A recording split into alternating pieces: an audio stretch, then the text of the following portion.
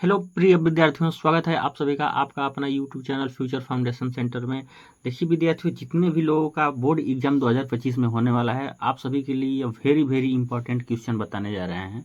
Objective, ठीक है, यह आपके बोर्ड पेपर के लिए वेरी इंपॉर्टेंट क्वेश्चन है। ठीक है, तो आप सभी लोग इन सभी क्वेश्चनों को बिल्कुल ध्यान से देखिएगा और कोई भी क्वेश्चन को स्किप मत कीजिएगा। ठीक है, देखिए आज का पहला क्वेश्चन है, यदि ए बराबर, ठीक है, और पहला क्वेश्चन देखिए वो 21 है, क्योंकि 1 से 20 तक जितने भी हम बहुविकल्पी बता चुके हैं वो वीडियो अपलोड हो चुका है। अब इसको दूसरे वीडियो में हम अपलोड करेंगे। ठीक है, छोटा छोटा वीडियो होगा, तो आपका 21 से इस वीडियो में होने वाला है प्रश्न। यदि ए बराबर 2⁻³ इंटू 3 इंटू 5, ठीक है, और बी बराबर 2⁻4 इंटू 7, तब कह रहा है कि लॉसअ ए बी होगा। ठीक है, यानी कि ए और बी जो है आपका, ठीक है, इसका लॉसअ क्या होगा, ये आप सभी से पूछा जा रहा है। ठीक है, सबसे पहले क्या करेंगे, ए बराबर जो मान दिया है, क्या दिया है, 2⁻³ इंटू आपका 3 इंटू 5 दिया है। उसके बाद से बी बराबर जो दिया है 2⁻4 इंटू 7। देखिए आपसे एलसीएम पूछा जा रहा है। ठीक है, एलसीएम पूछा जा रहा है, तो एलसीएम के लिए हम क्या करेंगे, इन दोनों में जो कामन जैसे हो रहा है, दोनों में कामन हो रहा है, तो दोनों की हम अधिकतम घात को लेते हैं। किसके लिए, तो एलसीएम के लिए। एलसीएम जब पूछेगा तो जो कामन होगा उसका अधिकतम घात लेंगे, यानी कि 2⁻4 को लेंगे, और जो कामन नहीं होता है उसको भी हम लेते हैं। तो जो कामन 3 कामन नहीं है, और फिर आपका 5 भी कामन नहीं है, और फिर आपका 7 भी कामन नहीं है। ठीक है, तो उसको भी लेंगे। एलसीएम के लिए जो कामन होता है उसका अधिकतम घात को लेते हैं, और जो कामन नहीं होता है गुणनखंड, अभाज्य गुणनखंड, उसको भी हम लेते हैं। यानी हमारा हो गया 2⁻4 इंटू 3 इंटू 5 इंटू 7। ठीक है, अब इसका हम निकाल देंगे गुणनखंड करके, यानी कि 2⁻4 है, तो हम क्या कर सकते हैं, 4 बार लिखेंगे, 2 को 2 बार हो गया, फिर 3 और ये 4, फिर आपका क्या है, 3 है, 5 है और 7 है। अब इसका मल्टीप्लाई कर दीजिए, 2 दूना के 4, 4 दूना के 8, 8 दूना के 16, 16 तियाँ 48। ठीक है, और फिर आपका 5 7 35, 35, यानी आप 48 में 35 से गुणा कर दीजिए। 48 में आपका 35 से गुणा कर देना है। 8 पचे 40, बचा शेष 4, उसके बाद से 4 5 20, 20 4 24। ठीक है, 8 3 24, बचा 2, उसके बाद से 4 3 12 और 2 14। ठीक है, तो आपका हो जाएगा 0 8 6 और 1, यानी 1680। ऑप्शन देखिए 1680 अगर जहाँ भी होगा, यानी ऑप्शन देखा जाए डी, ठीक है, 1680, तो ऑप्शन डी आप सभी का क्या होगा, एलसीएम। ध्यान देने वाली बात ये थी कि अगर एलसीएम पूछेगा तो जो दोनों में कॉमन होगा उसको अधिकतम घात लेंगे, यानी उसमें जो अधिकतम घात होगा, तो यहाँ 3 है तो 3, और यहाँ है 4 तो 4 को हम लिए हैं। ले अब अगला क्वेश्चन देखना है। अगला क्वेश्चन है 22 नंबर। ये क्वेश्चन कह रहा है कि संख्या 2.13, फिर 113, फिर 1113। देखिए ये रिपीट नहीं हो रहा है, अलग अलग संख्याएं आ रहे हैं। ठीक है, और अलग अलग जब दशमलव के बाद संख्या आती है तो वो आपका अपरिमेय होता है, लेकिन सेम पुनरावृत्ति होती है अंकों की तो हमारा परिमेय होता है। ठीक है, तो ऑप्शन इसमें आपका अपरिमेय, यानी कि सी ऑप्शन आप सभी का क्या होगा, करेक्ट आंसर होगा। ये जो संख्या है वह आपका क्या होगा, अपरिमेय संख्या होगा। ठीक है, आशा करते हैं इस बात को आप समझ गए होंगे। चलिए अब नेक्स्ट क्वेश्चन है आपका 23 नंबर। ठीक है, और 23 नंबर क्वेश्चन कह रहा है आपका कि 144 की अभाज्य गुणनखंड में 2 का घातांक है। 144 का जब हम क्या करेंगे, अभाज्य गुणनखंड करेंगे, तो जो आएगा अभाज्य गुणनखंड में 2 का घात क्या होगा, ये बात पूछा जा रहा है। ठीक है, तो सबसे पहले हम 144 का क्या करेंगे, अभाज्य गुणनखंड करेंगे। ठीक है, 144 का अभाज्य गुणनखंड करने पर देखिए क्या होता है, 2 7 14, 2 दूना के 4, फिर इसको 2 से कटाएंगे तो आपका 3 दूना के 6 और 6 दूना के 12, फिर 2 से कटाएंगे तो ये हो जाएगा 18 दूना के 36, 2 से करेंगे तो 9 दूना के 18, उसके बाद से आपका ये 3 से कटेगा तो फिर 3 से कटाएंगे उसके बाद फिर 3, 3 बार 1 से कट जाएगा, यानी 3 से एक बार में कट जाएगा। ठीक है, अब देखिए यानी कि इसमें हम क्या करेंगे, इसको लिखेंगे कि 2 गुणे 2 गुणे 2 गुणे 2, ठीक है, गुणे 3 और इसमें अभाज्य गुणनखंड 2 का घात पूछ रहा है। ठीक है, तो हम इसको लिख सकते हैं 2 के पावर 4 इंटू 3 के पावर 2।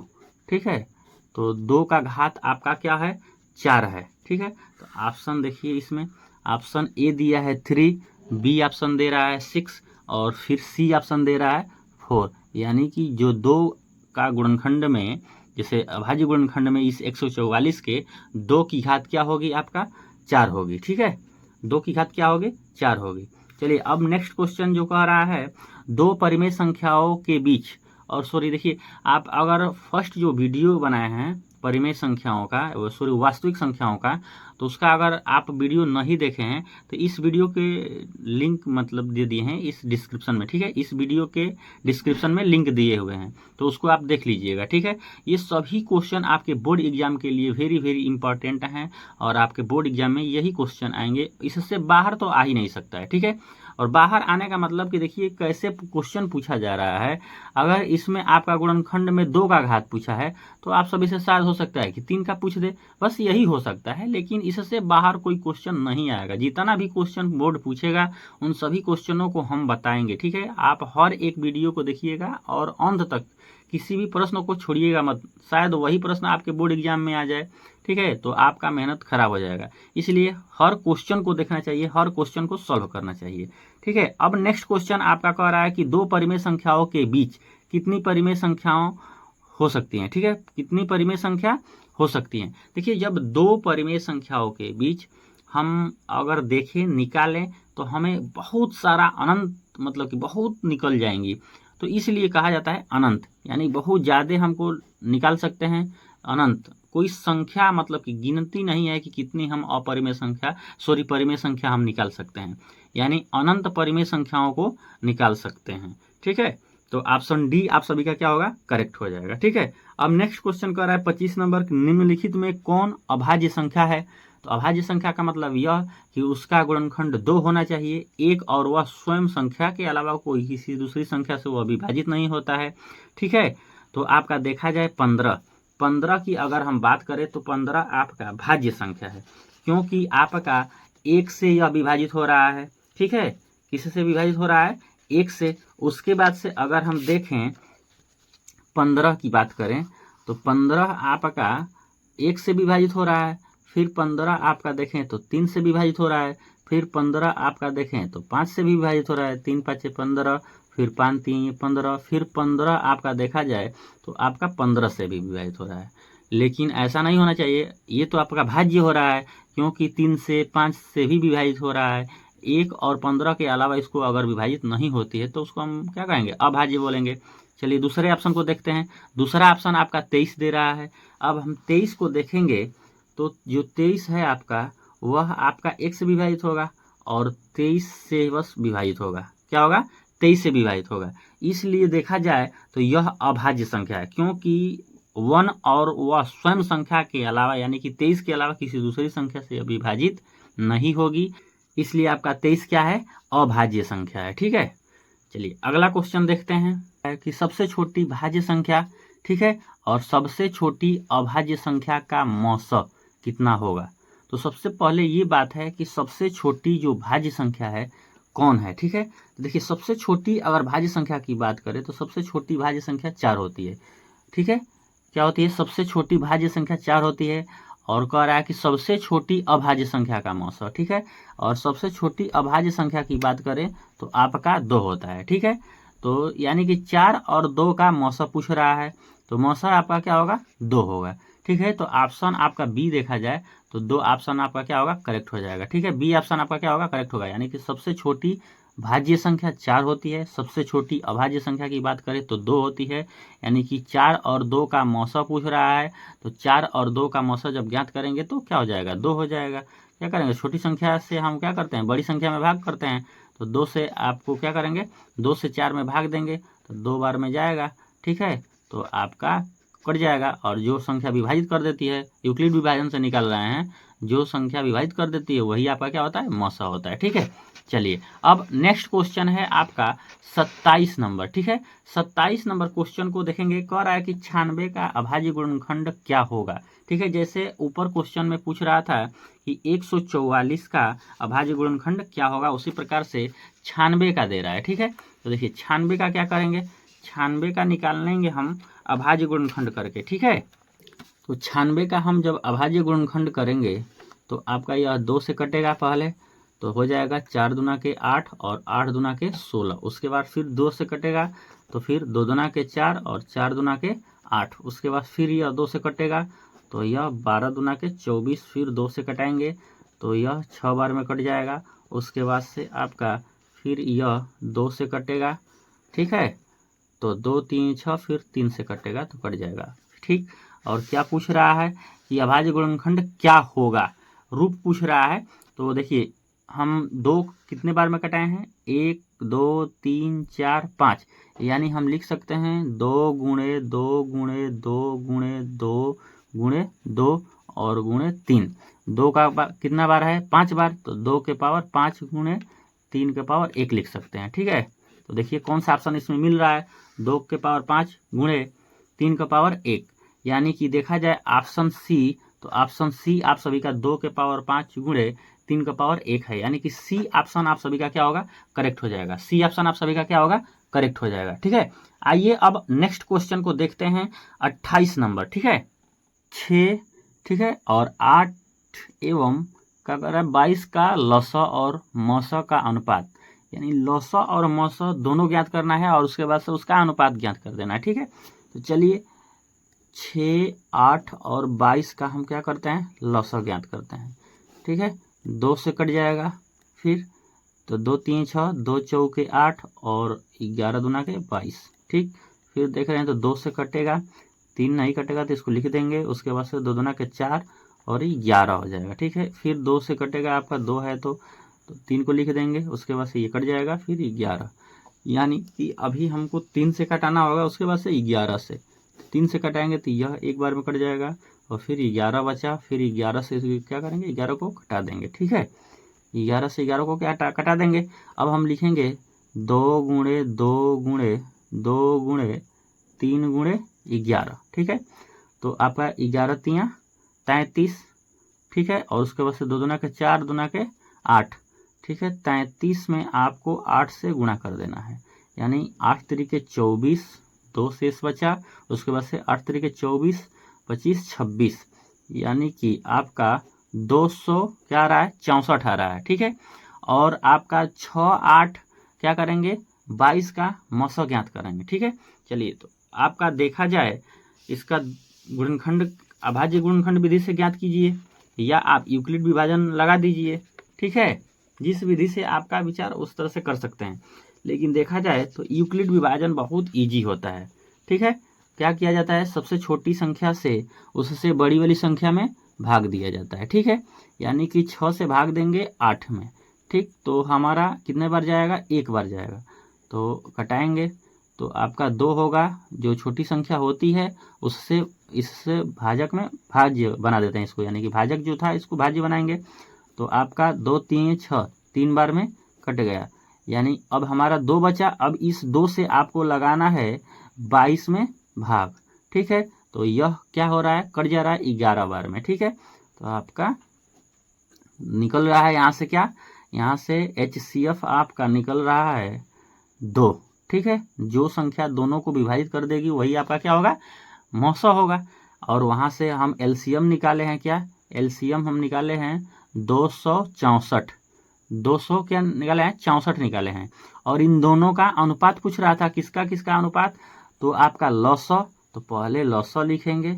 ठीक है, लौसा कितना है, 264 है, पहले लौसा लिखेंगे। ठीक है, उसके बाद से इसका बट्टे में क्या है, मौसा निकालना है। ठीक है, तो मौसा कितना आ रहा था, 2 आ रहा था, और 2 से यह कटने वाली संख्या है, 2 एकम में 2, 2 3 6। ठीक है, 2 एकम में 2, 2 3 6, उसके बाद 2 दूना के 4, यानी 132 बट्टे 1। और देखा जाए 132 बट्टे 1 आपका कौन सा ऑप्शन है? 132। तो ऑप्शन ए देखिए, ऑप्शन ए जो दे रहा है 132 संबंधे 1, यानी कि 132 बटे में 1 आ रहा है, इसको संबंधे लिखा जा सकता है, यानी कि इसको लिख सकते हैं क्या, 132 संबंधे 1। ठीक है, ये ऑप्शन ए आप सभी का ऑप्शन क्या होगा, करेक्ट हो जाएगा। ठीक है, ए ऑप्शन आप सभी का क्या होगा, करेक्ट हो जाएगा। ठीक है, अब अगला क्वेश्चन है 29 नंबर। ठीक है, दो लगातार संख्याओं का मौसा है, दो लगातार संख्याओं का मौसा, यानी कि इसमें कोई लगातार संख्या दिया नहीं है, आप किसी भी दो लगातार संख्याओं को लिख सकते हैं। अब आपको यह नहीं समझ में आता होगा कि कौन सा हम लिखें। देखिए, अगर हम प्राकृतिक संख्याओं में ही देखें, ठीक है, तो मान लीजिए 1 के बाद आता है 2, चाहे यहाँ 12 के बाद आप 12 लिख दीजिए, चाहे आप 30 के बाद 31 लिख दीजिए। ठीक है, कहीं दो क्रमागत होना चाहिए लगातार, मतलब कि 1 के बाद 2 आता है, जैसे 9 के बाद 8 आता है, 10 के बाद 11 आता है, 11 के बाद 12 आता है, 31 के बाद 31 आता है, कोई भी क्रम 2 ही होना चाहिए। ठीक है, तो मान लीजिए हम किसी एक को ले लें, हम 9 और 8 9 के बाद 10 आता है, 9 के बाद हम 10 को ले रहे हैं। ठीक है, तो मौसा पूछ रहा है, मौसा, तो क्या करेंगे, इसमें हम 9 से 10 में भाग देंगे। ठीक, 9 से क्या करेंगे, 10 में भाग देंगे, तो 9 का में 9, 1 बचेगा, और 1 से हम क्या करेंगे, 9 में भाग देंगे। ठीक है, तो यह 9 बार में कट जाएगा। ठीक है, मौसा क्या निकल रहा है, 1 निकल रहा है।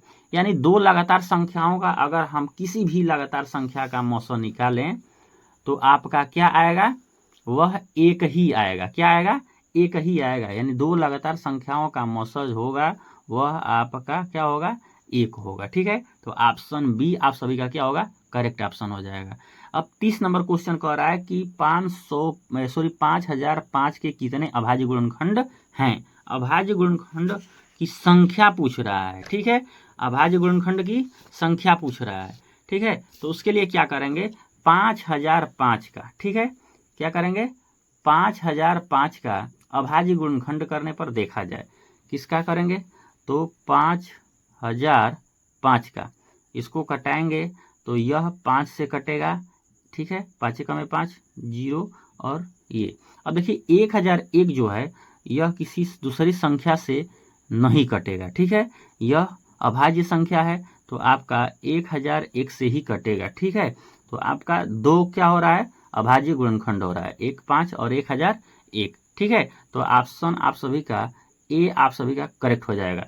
यानी 30 नंबर प्रश्न का ए ऑप्शन आप सभी का क्या होगा, करेक्ट हो जाएगा। ठीक है, अगला क्वेश्चन कह रहा है यदि P तथा Q दो अभाज्य संख्याएं हैं, क्या है, यह अभाज्य संख्या है। ठीक है, तो उनका मौसा, देखिए कोई भी अभाज्य संख्या होता है, ठीक है, किसी भी दो अभाज्य संख्याओं को आप ले लीजिए, उन दोनों में कुछ उभयनिष्ठ नहीं होगा एक के अलावा, यानी एक दोनों में उभयनिष्ठ होता है।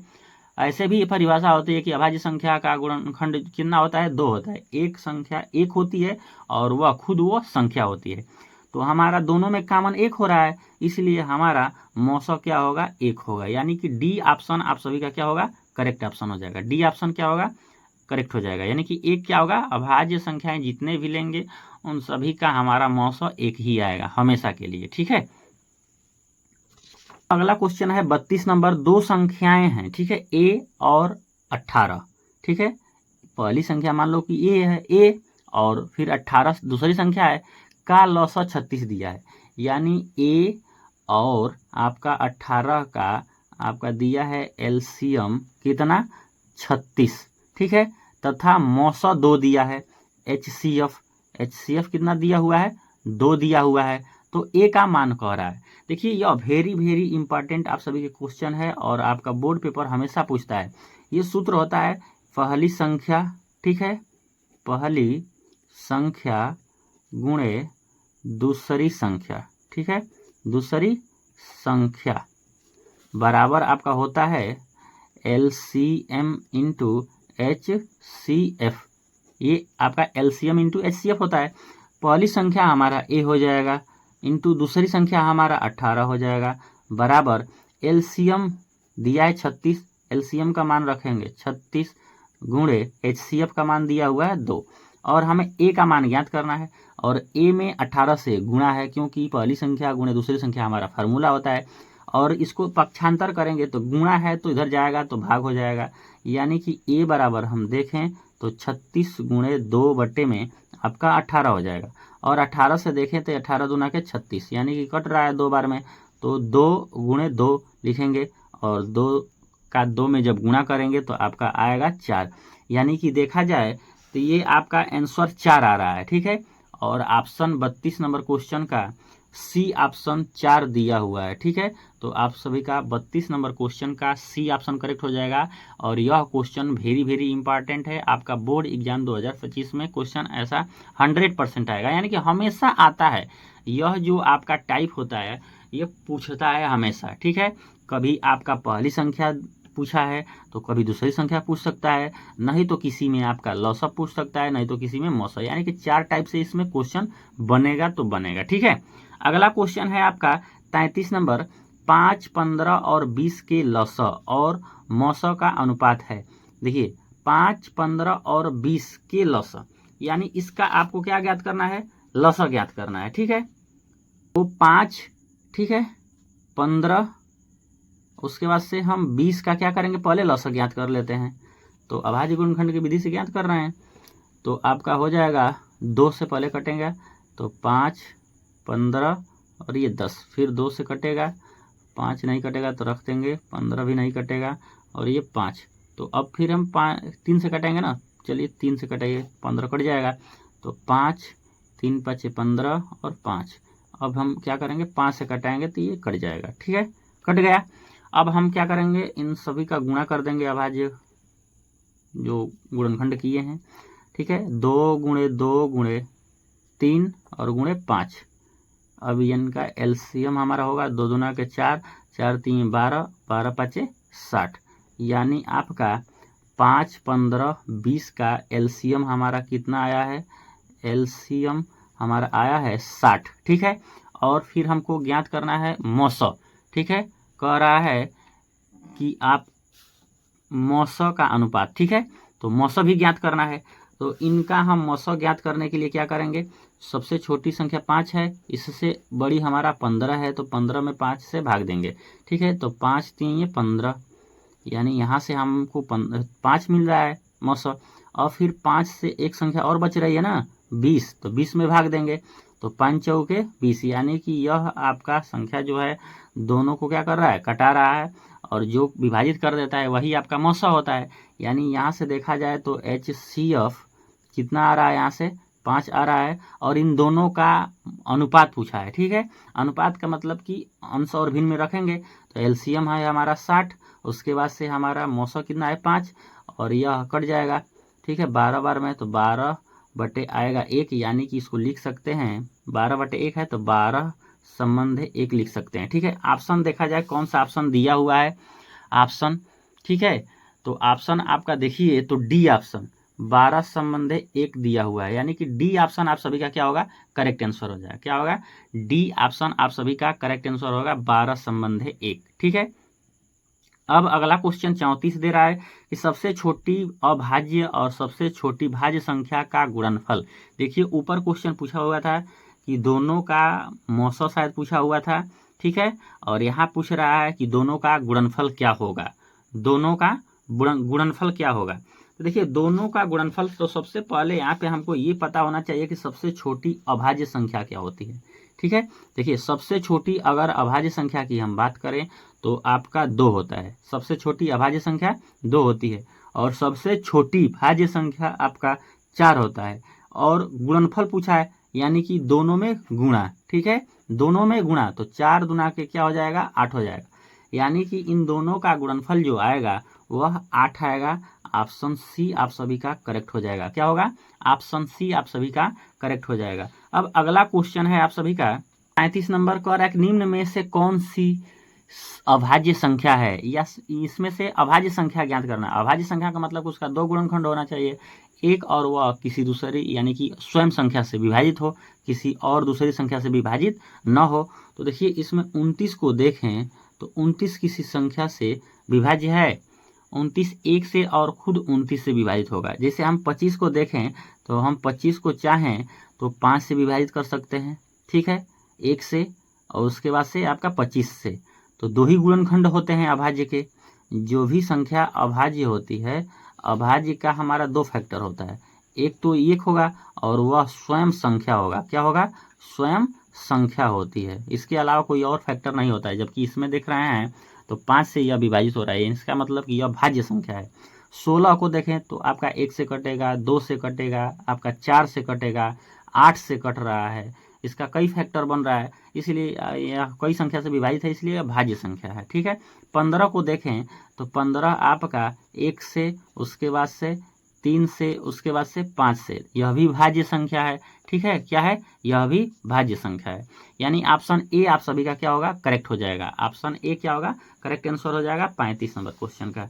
अगला देखिए 36 नंबर, कह रहा है किसी पूर्णांक m के लिए सम संख्या का रूप होता है।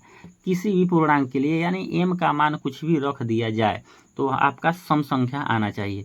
तो देखिए सम संख्या का जो व्यापक रूप होता है, यानी कि जो रूप होता है, वह 2m के रूप में होता है। क्या होता है? 2m के रूप में। और विषम संख्या पूछता है, अगर विषम संख्या यहाँ पूछता है तो हम 2m में +1 जोड़ देते हैं, ठीक है। किसी भी सम संख्या में आप अगर 1 जोड़ देंगे तो वह विषम संख्या हो जाएगा, ठीक है। तो अगर विषम संख्या का आपसे पूछा जाए रूप तो आपका 2m+1 हो जाएगा, ठीक है। आइए अब अगला क्वेश्चन है 37, ठीक है, 37 नंबर क्वेश्चन कह रहा है कि सबसे छोटी पूर्ण वर्ग संख्या जो 16, 20 और 24 प्रत्येक से विभाजित हो वह है, ठीक है। प्रत्येक से विभाजित हो, सबसे पहले इसमें देखिए क्वेश्चन कह रहा है कि सबसे छोटी पूर्ण वर्ग संख्या, पूर्ण वह वर्ग संख्या हो, ठीक है। तो यह पूर्ण वर्ग की अगर बात करें तो 40 पूर्ण वर्ग संख्या नहीं है, ठीक है। किसी संख्या का वर्ग करेंगे तो 40 आएगा, ऐसा यह नहीं है। तो पूर्ण वर्ग संख्या पहले तो यही नहीं है, ऑप्शन से हम छांट देते हैं। उसके बाद से ऑप्शन अगर बी को देखें तो 80 भी आपका पूर्ण वर्ग संख्या नहीं है, ठीक है। 80 भी पूर्ण वर्ग संख्या नहीं है, दोनों को कैंसिल कर देंगे। और 120 भी देखा जाए तो यह नहीं है किसी संख्या का पूर्ण वर्ग। लेकिन अगर हम डी ऑप्शन को देखें तो 3600 जो दिया है यह आपका क्या है? 6 का 36, यानी कि 60 का पूर्ण वर्ग संख्या है। इसका वर्ग करेंगे, ठीक है, तो 6 का 3600 आ जाएगा आपका। यानी ऑप्शन से ही हम निकाल दे रहे हैं, तो आपका क्या हो जाएगा? डी ऑप्शन आपका करेक्ट हो जाएगा, ठीक है। डी ऑप्शन आपका क्या होगा? करेक्ट हो जाएगा। चलिए अब अगला क्वेश्चन देखते हैं। 38 नंबर क्वेश्चन है, वृत्तकार पथ पर 3 धावक, ठीक है, एक ही स्थान पर 3, थोड़ा मिस्टेक प्रिंट हुआ है, 3 धावक एक ही स्थान से दौड़ना क्या करते हैं? दौड़ना प्रारंभ करते हैं, दौड़ना है, ठीक है, करते हैं। तो एक चक्कर लगाने में क्रमशः 2 घंटे, 4 घंटे, 6 घंटे समय लगता है। यानी 3 धावक है, एक को 2 घंटा समय लग रहा है, दूसरे को 4 घंटे लग रहा है, और तीसरे जो धावक है उसको 6 घंटा समय लग रहा है, ठीक है। तो तीनों को प्रस्थान बिंदु पर पुनः मिलने में लगा समय होगा।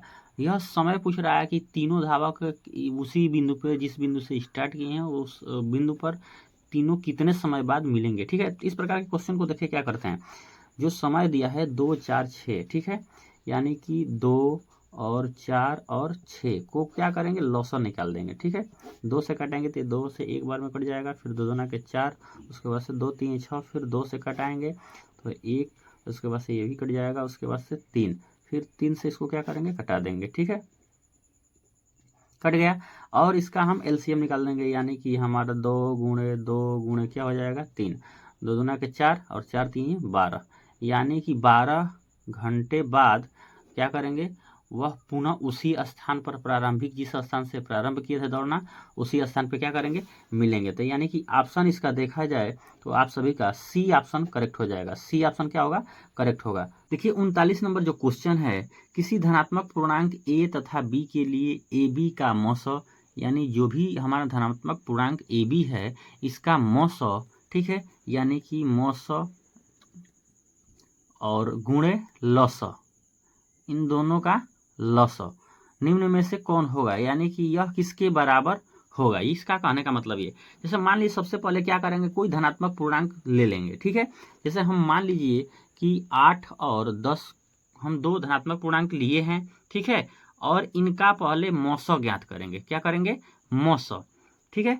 तो मौसो ज्ञात करने के लिए क्या करेंगे, सबसे छोटी संख्या जो होती है इसमें हम बड़ी संख्या में भाग करते हैं, यानी यूक्लिड विभाजन प्रमेयिका से। ठीक है, 10 में हम क्या करेंगे, भाग देंगे, तो एक बार जाएगा 8, शेष में देखा जाए तो 2 बचेगा। अब इसको भाजक था तो भाज्य बना देंगे 8। ठीक है, और 2 चौके 8। यहाँ से देखा जाए तो आपका निकल रहा है मौसो, क्या मौसो आपका निकल रहा है 2। ठीक है, और फिर इन दोनों का लौसा निकालेंगे। ठीक है, तो 8 और 10 का अगर लौसा निकाला जाए तो आपका क्या हो जाएगा, 4 बार में ये 5 बार में कटेगा, फिर 2 से कटाएंगे तो ये 2 बार में कटेगा। ठीक है, फिर 2 से कटाएंगे तो ये 2 कट जाएगा, उसके बाद से 5 बचा तो फिर 5 से कटा देंगे, यानी कि 2 दूना के 4, दूना के 8, 8 5 40। ठीक है, यानी अब इन दोनों संख्याओं का यानी कि 8 और 10 का अगर हम क्या एलसीएम निकाल रहे हैं तो 40 आ रहा है। ठीक है, तो आपका ठीक है कह रहा है कि इन दोनों का गुणनफल यानी कि मौसो का, ठीक है, मौसो और इंटू लसो। ठीक, लसो, तो मौसो हमारा कितना था, मौसो आ रहा था 2।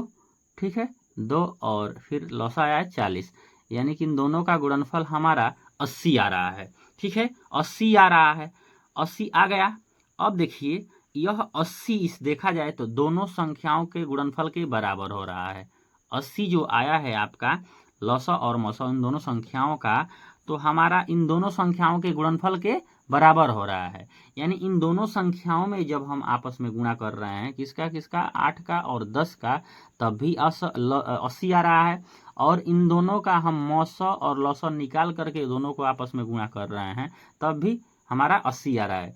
यानी इन दोनों संख्याओं का गुणनफल हमारा होगा, निम्न में से हमारा क्या होगा, इन दोनों संख्याओं का गुणनफल आपका देखा जाए तो ए बी जो हमारा धनात्मक पूर्णांक है उसका लसो मौसो ज्ञात नहीं करना है, उन दोनों का गुणनफल ही हमारा लसो मौसो के गुणनफल के बराबर होगा। ठीक है, यानी कि ऑप्शन सी आप सभी का क्या हो जाएगा, करेक्ट आंसर हो जाएगा। ऑप्शन सी आप सभी का क्या होगा, करेक्ट आंसर हो जाएगा।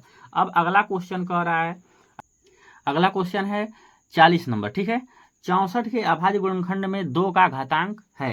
64 का अभाज्य गुणनखंड करेंगे, 64 का चलिए अभाज्य गुणनखंड किया जाए तो 2 से कटाएंगे तो यह 3 दूना के 6, उसके बाद से 2 दूना के 4, 2 से कटाएंगे तो आपका यह 16 दूना के 32, फिर 2 से कटाएंगे तो 8 दूना के 16, उसके बाद से फिर 2 से कटाएंगे तो यह 4 दूना के 8, 2 से कटाएंगे तो 2 दूना के 4, फिर 2 से कटाएंगे तो एक बार में कट जाएगा। अभाज्य गुणनखंड करेंगे तो हमने तो कर दिया। अब देखा जाए तो 2 गुणनफल के रूप में लिखेंगे, इंटू 2 इंटू 2 इंटू 2। ठीक है, इंटू 2, 1 2 3 4 5, 1 2 3 4 5 6 बार में है। ठीक है, यानी इसको हम लिख सकते हैं 2 के पावर 6, यानी कि इसका घातांक क्या होगा, देखा जाए 2 का घातांक तो 6 होगा। ठीक है, 2 का घातांक क्या आ रहा है, 6 आ रहा है, तो ऑप्शन 6 पे हम क्या करेंगे, यानी कि सी ऑप्शन देखा जाए तो 6 है। ठीक है, ऑप्शन सी आप सभी का क्या होगा, करेक्ट होगा। ठीक है, और एक ही वीडियो में हम 20 क्वेश्चन बताने का प्रयास कर रहे हैं, क्योंकि अगर हम ज़्यादा क्वेश्चन को इंक्लूड करेंगे तो लॉन्ग वीडियो हो जाएगा। ठीक है, तो आप सभी लोगों को कैसा आया होगा, अगर पसंद आया होगा वीडियो तो जरूर लाइक कीजिएगा, चैनल पर नए हैं तो सब्सक्राइब कीजिएगा और अपने दोस्तों मित्रों के पास भी शेयर कीजिएगा। ठीक है, और भी एक वीडियो का हम पार्ट लेकर आएंगे जो आपका वेरी वेरी इंपॉर्टेंट होगा। उसके बाद से हम 4 नंबर का जो क्वेश्चन पूछा जाएगा इस तरह से हम आपके वीडियो को प्रोवाइड करेंगे। आप देखिएगा हर वीडियो को और आपको बहुत अच्छा भी लगेगा और हर एक क्वेश्चन को अच्छा से समझाने का प्रयास करेंगे। ठीक है, तो मिलते हैं अगले वीडियो में। Thank you.